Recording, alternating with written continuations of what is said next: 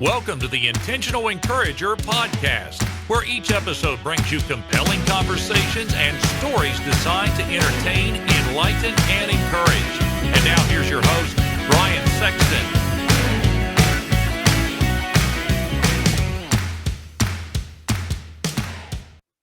And welcome into the Intentional Encourager podcast. I'm your host, Brian Sexton. Thank you for joining us again today. And I'm not cursing. I'm not cursing. But holy shift, we are going to get into some really good conversation today. I have the president and founder of Unlimited Life Concepts. You can find him on Twitter at Chronicles of Nate. Actually, his Twitter handle is Chronicles Nate. And Nate empowers people with truth about raising financial IQs, teaching people why cash flow strategy is powerful. And he is the founder of the Holy Shift Money Program. And it is my honor to welcome Nate Dean to the Intentional Encourager podcast. Nate, what's good today? How you doing, man?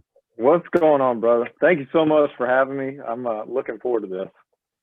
Nate, I got to ask you this. COVID-19, and we're recording this in the midst of the pandemic. So let's start here.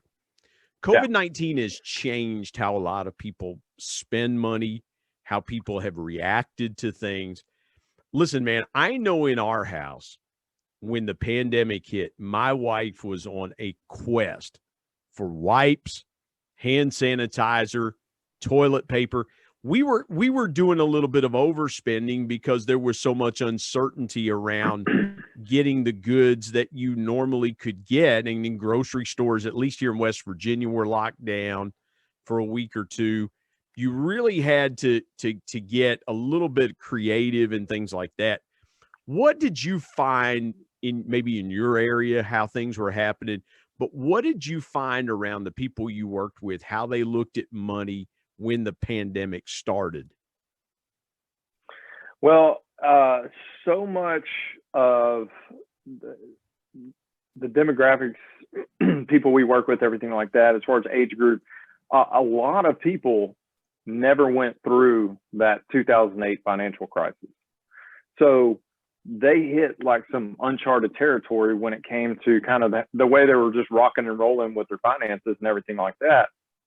And one of the things that we are very passionate about is encouraging people to be an educated investor.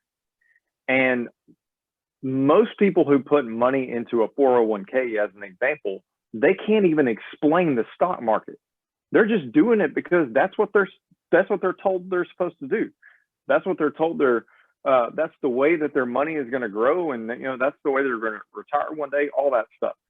So for them to get this wake-up call at the start of 2020, when the market started falling and everything like that, people started seeing their 401ks drop quickly. And it woke a lot of people up to things that we've been telling them before.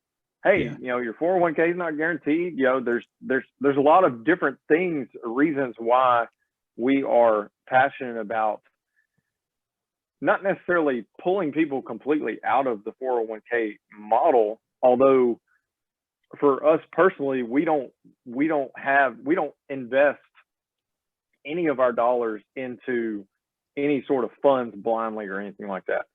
Anything that we're doing is something that we know something about, something that we're educated on.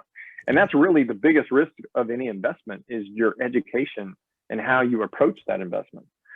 So many people just were kind of riding the gravy train for the last 5 or 10 years when it came to how big their accounts were getting and everything like that.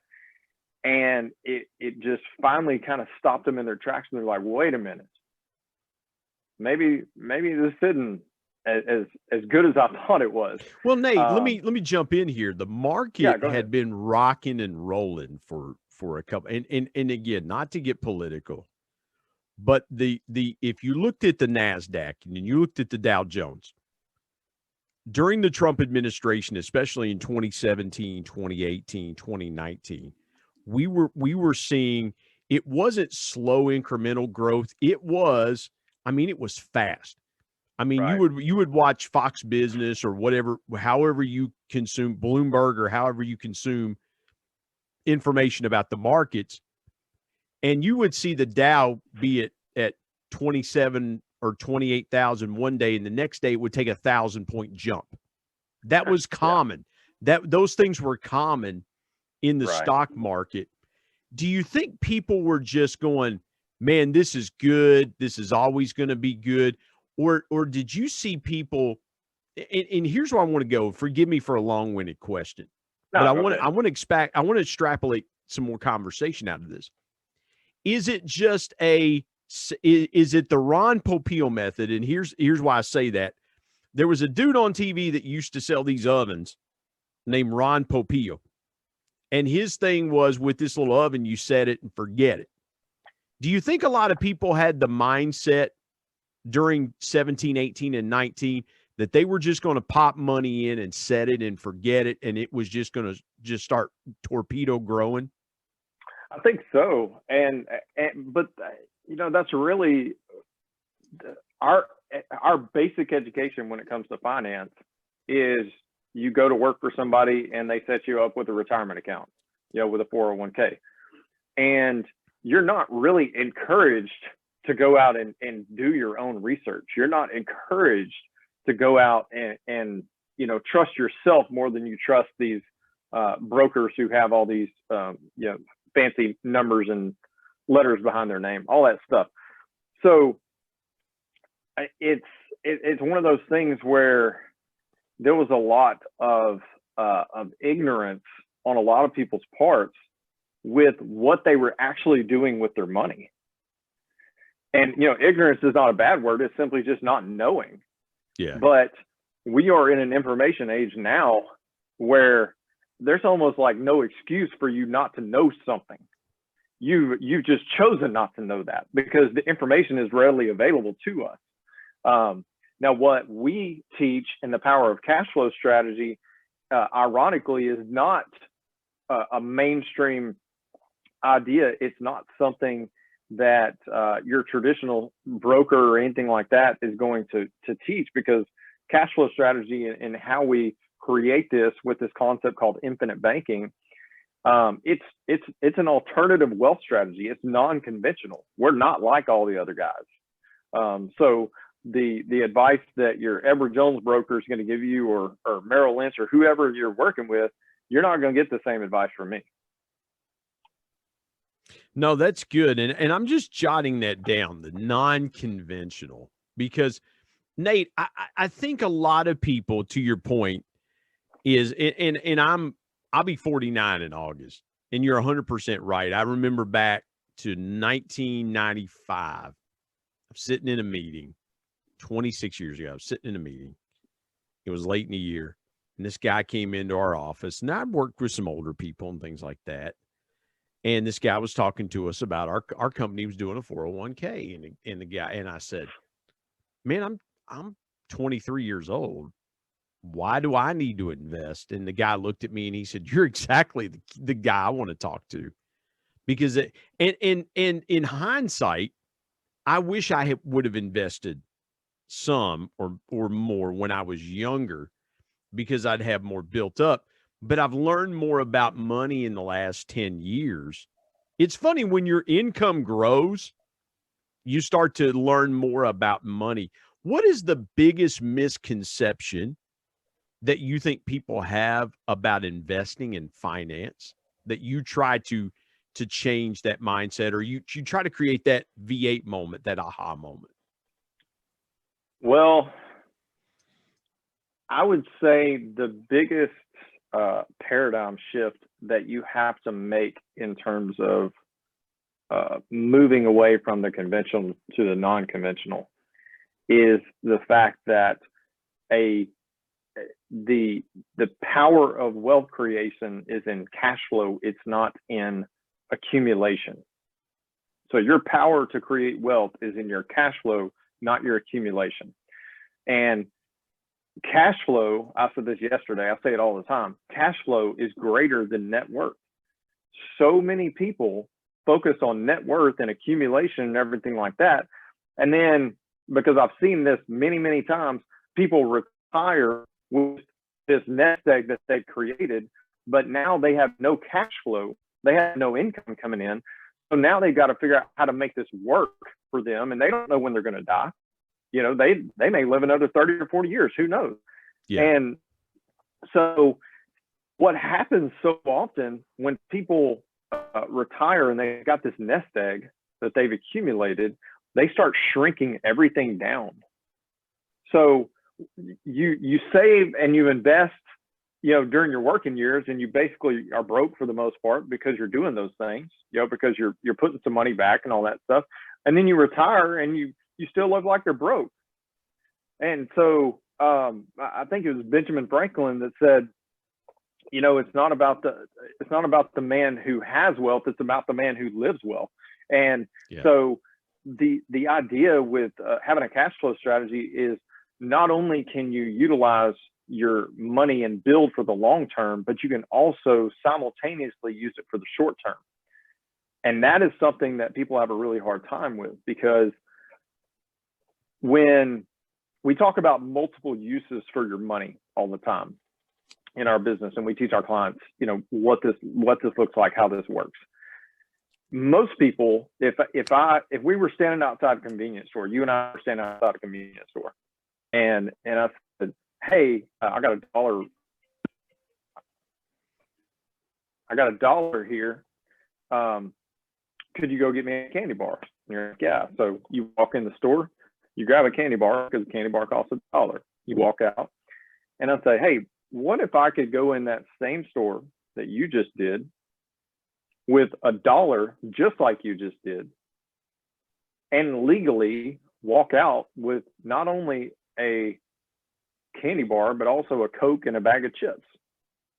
You know, obviously my dollar is creating more value for me than it was when it was in your hands. Yeah. And that's because I know how to make that dollar stretch and do more than one thing. And most people don't know how to make their dollar do more than one thing. I love that. Making money do more than one thing, because I think people think that all money can do is one thing. Nate, let's step aside, take a break. When we come back, let's park a little more. Let's get a little more conversation out of that.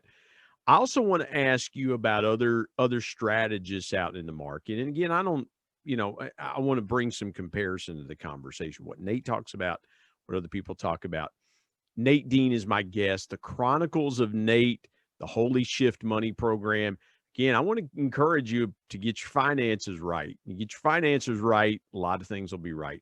Come back with us with more conversation here on the Intentional Encourager podcast.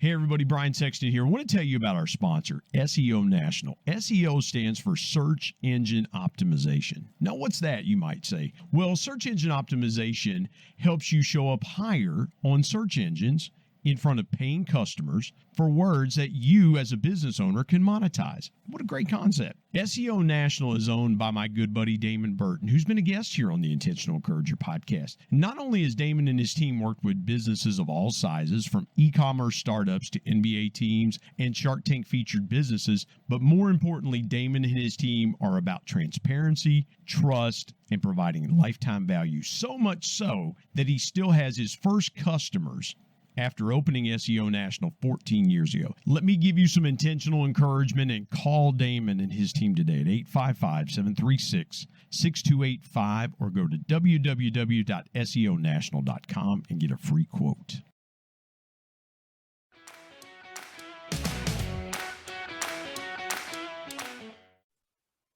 Nate, I love what you said there about making money do more than one thing, because here's what I've learned in the last 10 years about money.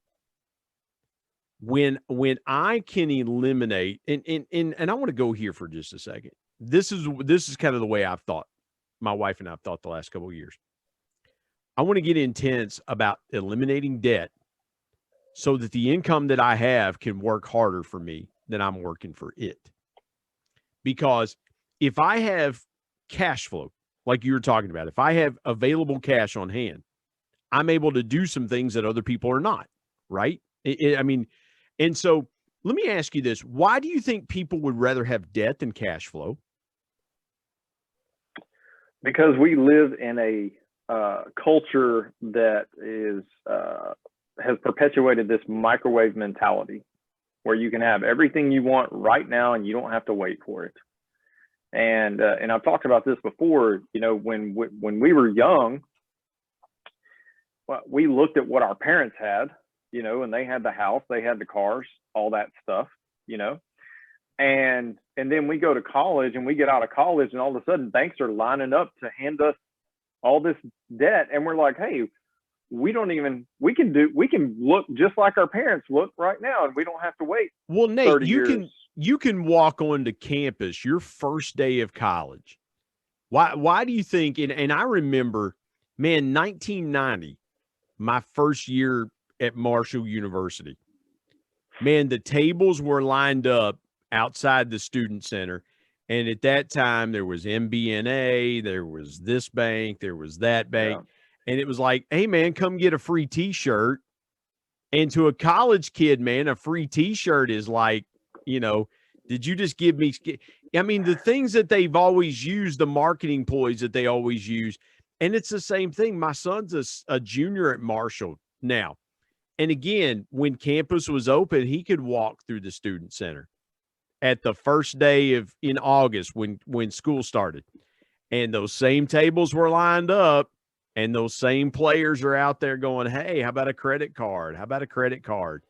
I mean, It's a never-ending cycle. So, I mean, when you talked about that, I mean to jump in there on you, but I had a flashback to my first day of college 31 years ago, and nothing's changed, right? Like nothing has changed about the way that credit card companies market to young people. Yeah, the idea is you go to school and then you graduate high school, and they want you to go off to college, and then they're going to hand you a bunch of student loan debt. The central banking system is really what runs everything, and a lot of people don't know that. They assume that government and politicians and all this other stuff, but the central banks are really the ones that run everything. So the idea of keeping you down and keeping you in debt, a broke society is a whole lot easier to control. Man, I love that. Say that again, if you would. A broke society is a whole lot easier to control. I'm writing this down. A broke society is a whole lot easier to control. You know what? When you said that, I want to go here for just a minute, and I'm not trying to make the conversation about myself, but I can remember, in the last year, my wife and I paid off 2 huge debts that we had, and man, I'm telling you, like now. Like, we have the ability to do things, okay? When you don't have debt, you've got the ability to do some things and be able to – and Nate, let me go here for a minute, and I don't want to offend you or anything, your program, but I know people hear a guy named Dave Ramsey a lot. I mean, Dave Ramsey is a huge name in the financial industry. He's carved that out for about 30 years. And, he blocked me on Twitter. What's that? He blocked me on Twitter. Well, you know what? Let me go here for just a second. I'll share something with you, okay? I don't agree with everything that Dave Ramsey says and does, because, again, the fact of the matter is, and by the way, good on you, man, good on you, man. I mean, it is what it is. But here's what they talk about: student loan and things like that. And it's like, well, you need to go to college debt free or things like that. And I get it. My question to the dude that he has that does that, and the dude wrote a book about it. My question back to him was, I said, okay, riddle me this. Colleges are raising tuition on average 8 to 10% a year. If I save right now for my son to go to school, how do I save enough to outpace what they're going to charge next year? I'm saving for this year, but you don't give me a strategy going forward when colleges are raising tuition year over year over year. And a lot of times, Nate, and I don't mean to go there, but something you said just triggered that. People don't realize that there are laws in every state that allow state institutions to raise tuition every year. We have a law in West Virginia that allows colleges to raise tuition. If we're talking to somebody that says, man, I've got a son or daughter getting ready to go to school next year, what's the one thing they can do right now to start insulating themselves or preparing themselves for what that financial commitment's going to look like? Well, my view of education has changed a lot over the last 20 years since I've been in school. I'm older than I look. I know, dude, man. I want to know what your secret is, man. After we get done recording this, man, I want to know your secret, because those of you watching on YouTube, man, Nate is rocking the sweet hair, the sweet haircut, man. I mean, it is on point. The beard looks good, man. Unlike mine, where I have to cover it up. There's no natural gray in his beard. Man, bro, you got to share your secret. But what can people, so your view of that has changed over the last 20 years. So what do you think folks can do now? We're recording this at the end of March. School's going to start in August. What are some things they can start doing now to kind of help prepare themselves? Well, so one thing is, we know how substantial the dropout rate is for people who go to college. And that's because they're kind of herded into this gate of, okay, here's the next step. This is what you do. And maybe that's not for them. We also know the rates of people who actually use their degree, that they go into a field that they got a degree in. I think the statistic, if I remember correctly, 65% of people with college degrees are not in the field that they have their degree in, or something to that effect. It's pretty substantial. Most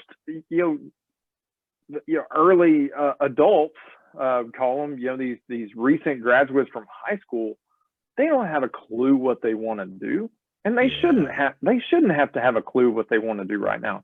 So my philosophy of education has changed a lot, where I would actually encourage a student out of high school to go out into the world for just a little while, get a job, maybe, make some connections, see if there's some area of business or professional service or whatever that's out there that they have an interest in, and then go to college and get that degree if that's what they're after.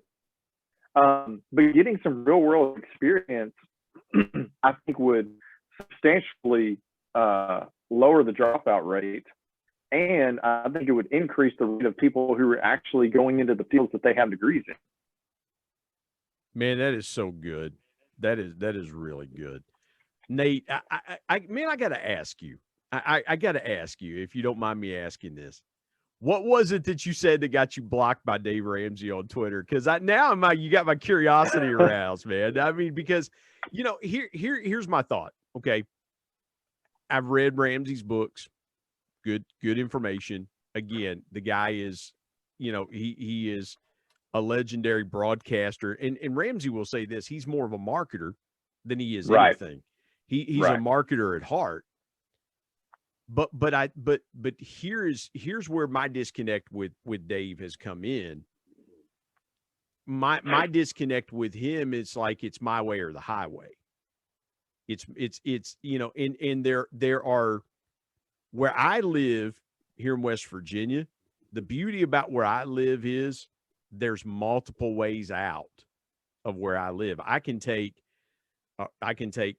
5 or 6 paths to get to where I need to go if I want to go somewhere. And if that path is blocked, I can go another way. That's why I love where I was living over in Ohio. There was basically one way in and one way out. And when the bridge was shut down, if I needed to get over to West Virginia, I had to take the long way around. And that was the impetus for us moving over here. Man, in an emergency, there's multiple ways I can get out. And that's the point that I'm making is, and with your program there's multiple ways to get where you want to go. And that's the kind of the problem that I have with Ramsey is it's like, what's my way or the highway? And I'm like, no, man, there's multiple ways that folks can get where they want to go financially. Yours is not the end all be all. I'd love to know what you said to him that got you blocked. Well, If you don't mind me asking. I would love to know also because, so a little bit of background on me and my business partner. So we are the co-founders of Unlimited Life Concepts. My business partner is named Brandon Goswick, and we grew up together, went to junior high and high school together. Families been friends for a long time, went to church together, all that stuff. So, excuse me, we were both following Dave Ramsey up until we learned some better things. Well, our how we view it is better. Right. So, but my business partner, Brandon, he was so hardcore Dave Ramsey that his wife called him DR in the house, short for Dave Ramsey. Yeah. Like, that's how hardcore they were. He was teaching financial peace classes. He was counseling couples, all that stuff. Now, that wasn't his day job. He was a middle school principal at the time. Right. He had a passion for just helping people with their finances and stuff like that. And he had gotten out of debt following Dave's system. I'd followed Dave for a long time as well. I listened to him all the time. I read his books, all that stuff. And it wasn't until several years ago that I read Rich Dad Poor Dad by Robert Kiyosaki that my mind started opening up a little bit to, wait a minute, all this stuff that Dave's been talking about, maybe this isn't exactly how the world works. And so Rich Dad Poor Dad was really my introduction to what I would call real financial education. And then it just started blossoming from there. And it prepared us for what we started doing now, which is teaching people how to apply the infinite banking concept in their life. No, I love that. And again, there is more than one way to get to where you want to go. It's not just the end all be all of that. And I appreciate you sharing that part of your story with us. When we come back from break and take a quick break, we come back, I want to get into your story. I want to tell more of your story. I am with the founder of Unlimited Life Concepts and Holy Shift Money Program, Nate Dean, joining me today on the Intentional Encourager podcast. Come back. We'll have more conversation here in just a moment.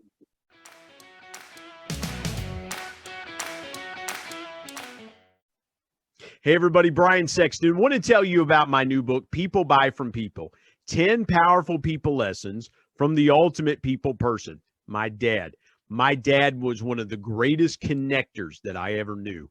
And he shared with me 10 connecting principles that I have used throughout my 25-year sales and sales management, customer engagement, and leadership career that I'm passing along to you. If you want to be a stronger, deeper, and more powerful connector, you've got to pick up a copy of People Buy From People. There are concepts in there that you may not realize help make you a power connector. You can go to Amazon and pick it up, Kindle if you're an e-reader and you like to do it that way, or now available on Audible. And there's one other way you can get a copy of People Buy From People. You can get one from me and I'll sign it for you. You go to intentionalmediaandpublishing@gmail.com and send me an email, and I'll share with you the link on how you can get a signed copy. You can buy a signed copy directly from me. Again, People Buy From People. If you want to connect like never before, pick up your copy today of People Buy From People. And now let's get back to more great conversation here on the Intentional Encourager podcast.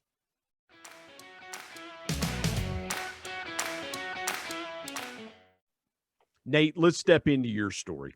You mentioned a little bit, and you teased it before we went to break about how you and your partner grew up together and founded your business together. Man, take me in the next little bit. Take me as far back as you want to go and tell me your story. Tell me kind of how you got from point A to where we are today. Well, there's a whole lot of information I could put in there, but as far as just my story with our business. So Brandon and I, as I said earlier, we grew up together, but after high school, as many people do, they kind of go their separate ways. And it wasn't because we were mad at each other or anything like that. Life happens, and I got married, started having kids, and it wasn't long after that he did the same thing. And so, but we had reconnected back in 2017, and it was a strong bond, a strong connection.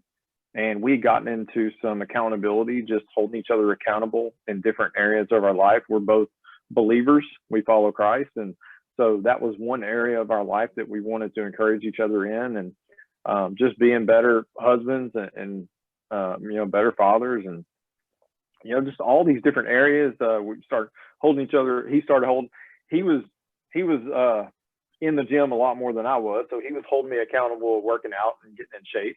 And there were some things that I was helping him with as well.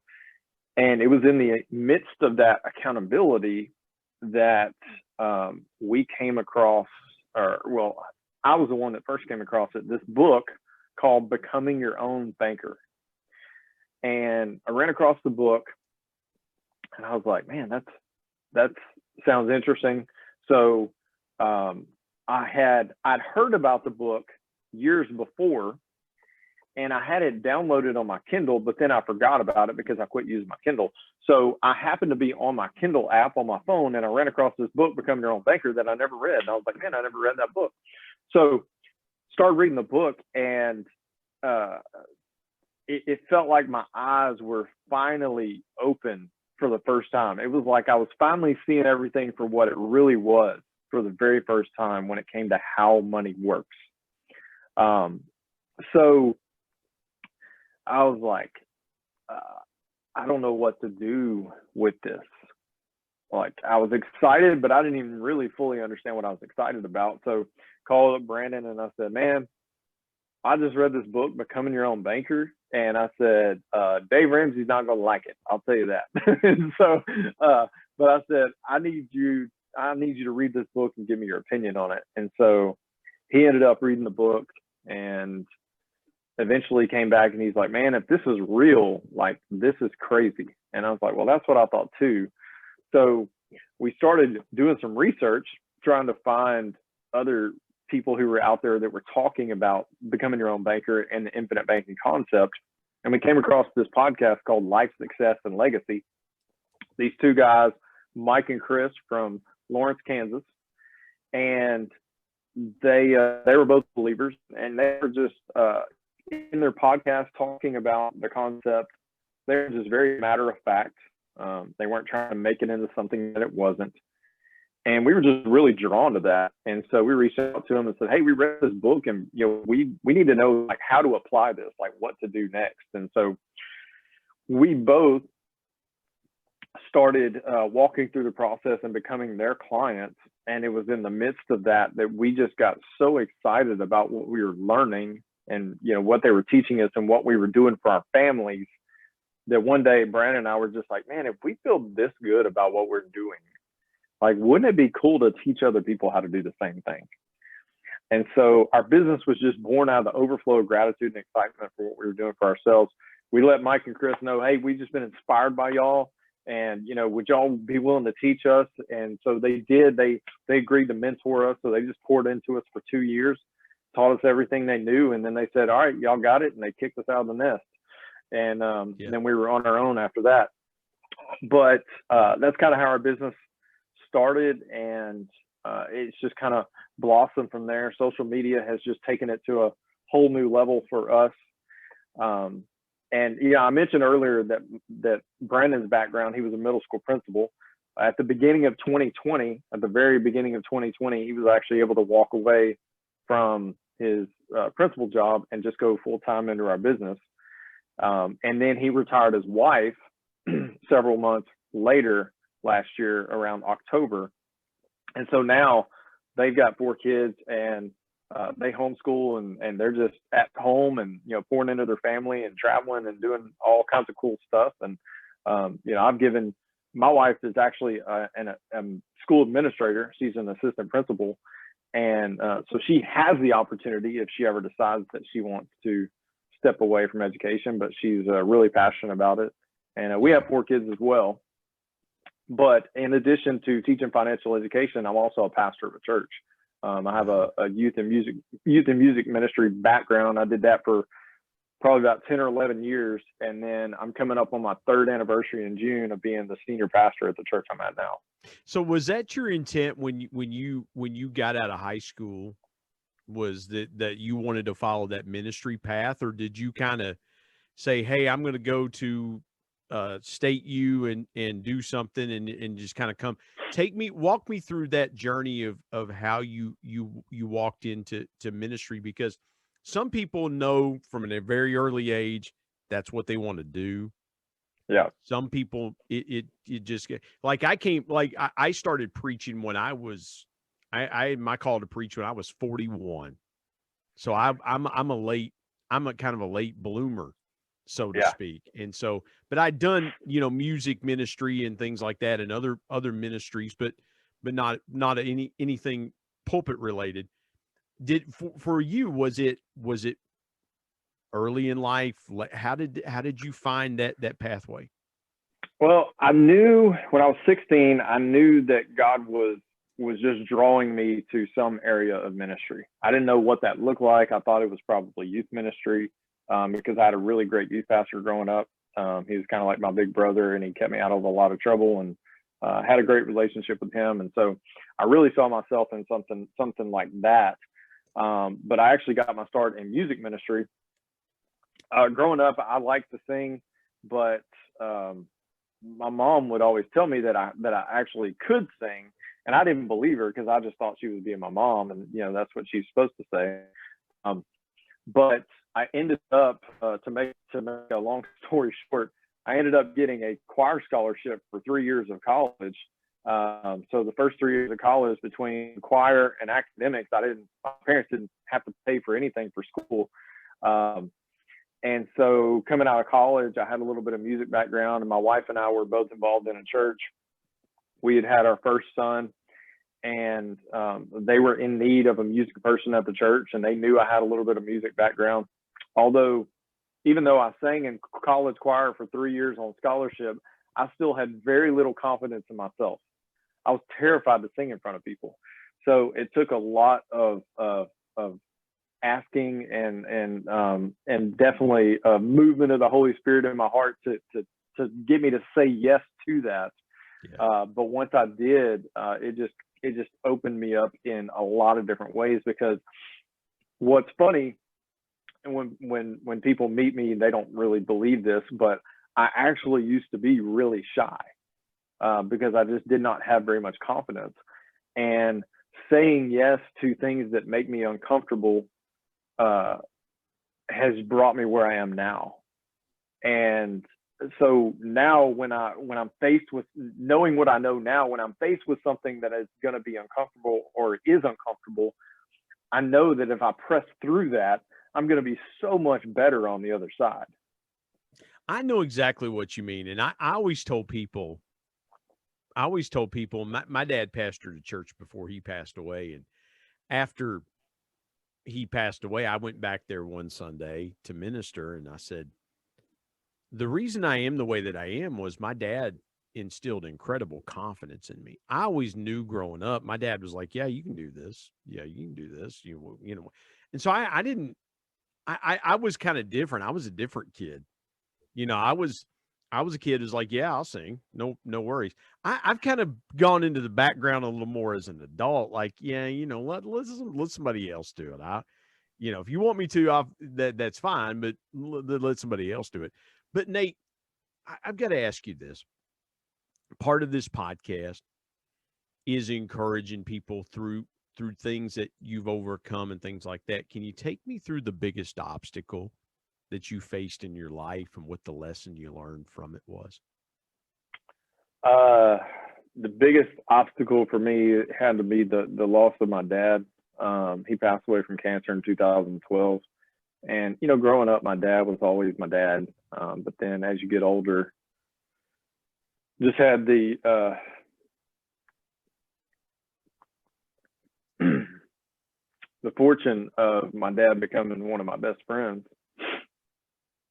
And so when I lost him, I felt like I lost two people, not just one person. And so that's been difficult over the years. That was 9 years ago. But a praise to that is about 5 years ago, actually, God brought a man into my mom's life. Excuse me. God brought a man into my mom's life, and I'm actually performing their wedding next month. That's awesome. So they're getting married next month. So the loss of my dad by far has been the most challenging thing for me. And if it wasn't for, I'm just speaking from the heart, if it wasn't for the Lord, I don't know where I would be right now, because Scripture promises that He's going to give us a peace that passes all understanding, a peace that doesn't make sense. That's right. And people could look at my life and say, "How could you be so positive? How could you not be mad at God for what He did and all this other stuff?"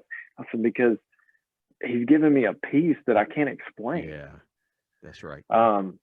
So when people are struggling with things, I know it kind of sounds cliche, but there's strength in the Lord. That's where you find it, through prayer and through reading His Word.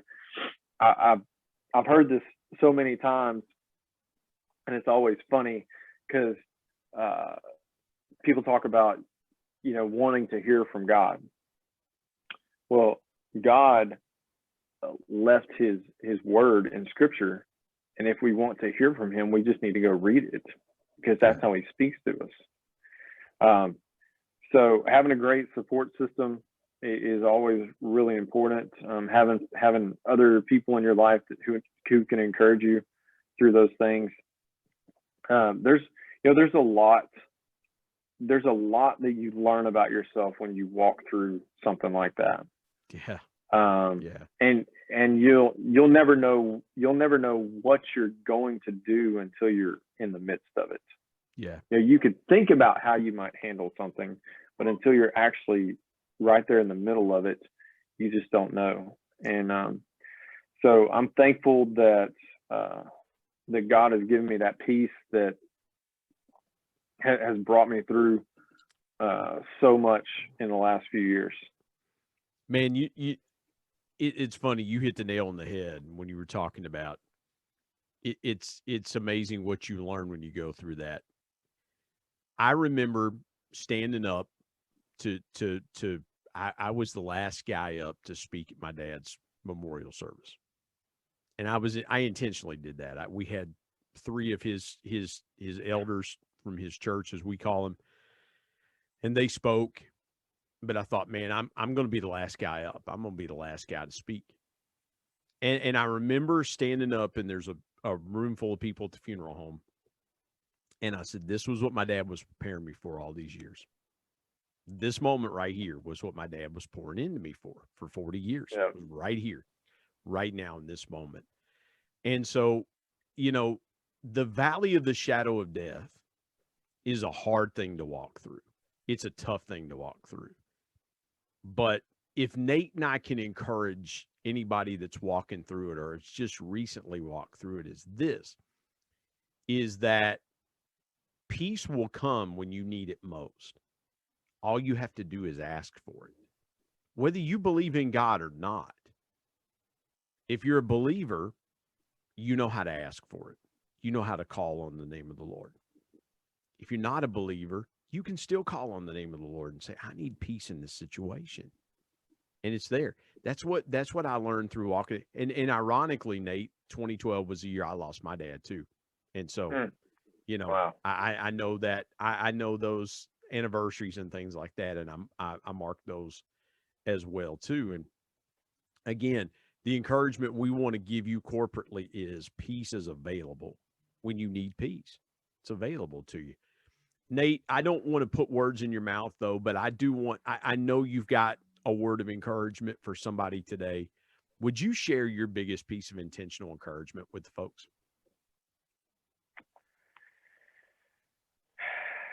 You can't.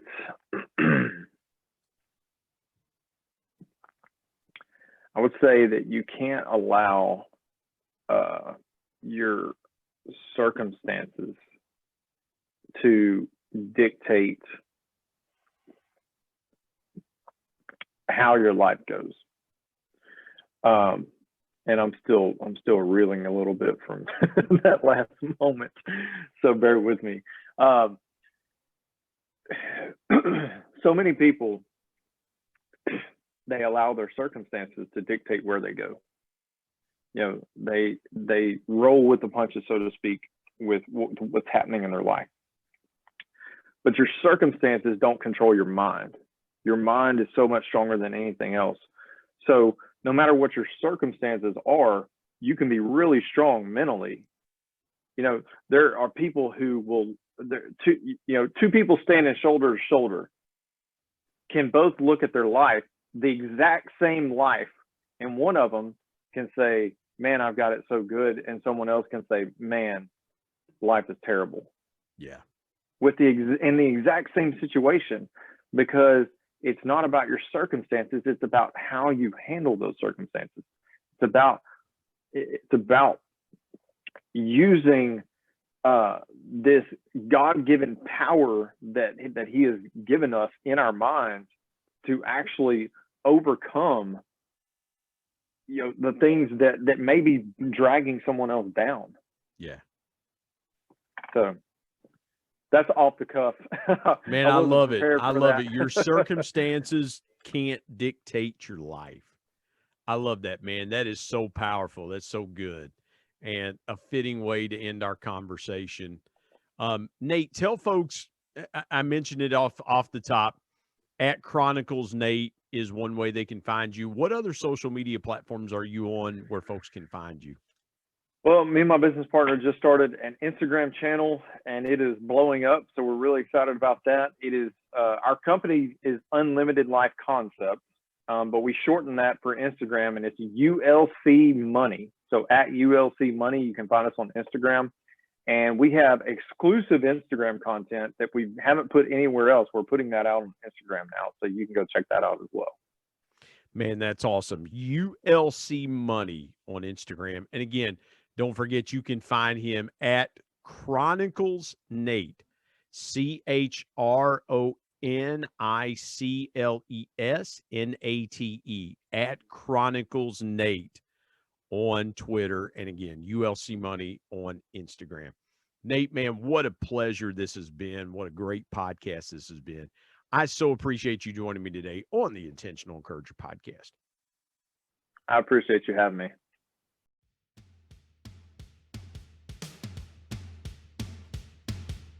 My thanks as always to producer Bryce Sexton and technical advisor Matt Means. And of course, the ultimate thanks goes to the Lord Jesus Christ, who provides intentional encouragement every day through his word. If you're not subscribed to the Intentional Encourager podcast, hit the subscribe button wherever you get podcasts so you don't miss an exciting episode where you can get encouraged and stay encouraged. And remember, anyone, anywhere, at any time, any place can be an intentional encourager.